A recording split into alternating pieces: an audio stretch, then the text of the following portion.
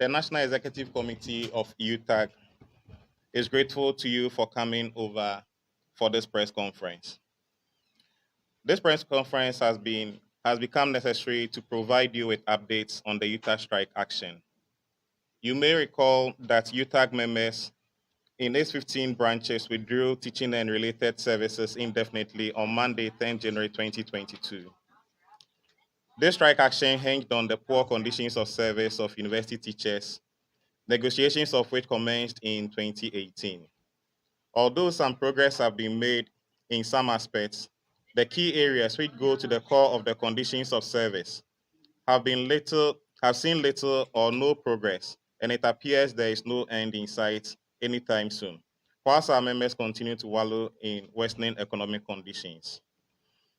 Ladies and gentlemen of the press, you may recall that the entry market premium, which was instituted following the implementation of the single spine pay policy, got frozen per government white paper in 2013 for the purpose of conducting of a labor market survey to determine a market premium payable to workers deserving of it.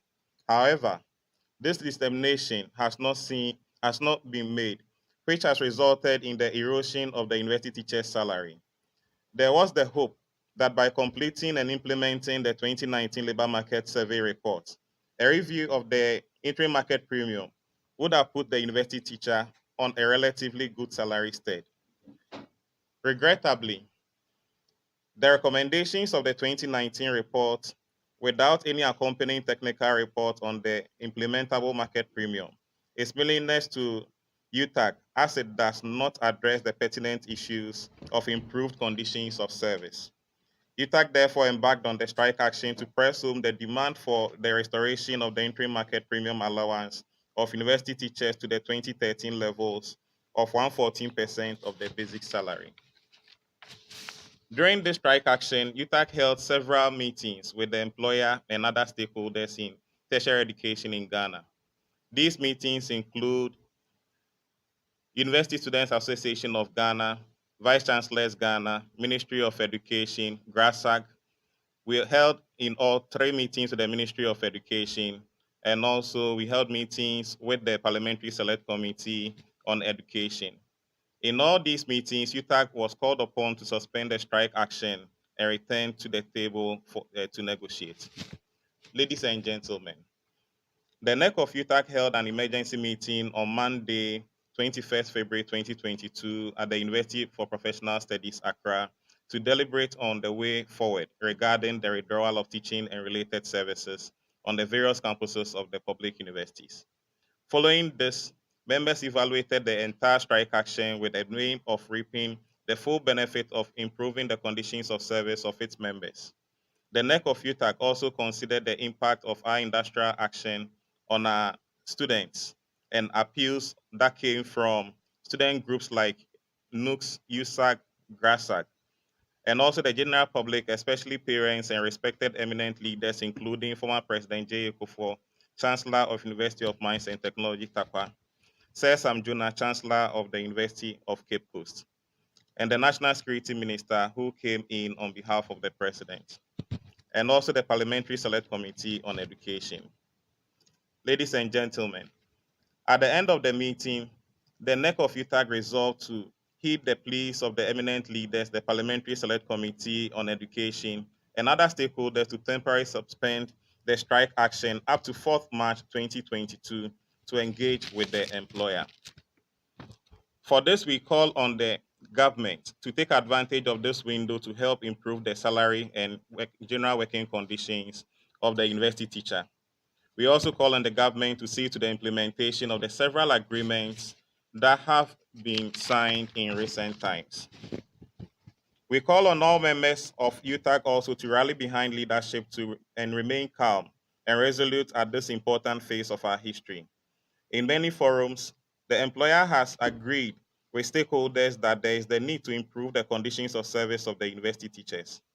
Thus, we are cautiously optimistic that the government will do the needful to improve the working conditions of the university teacher.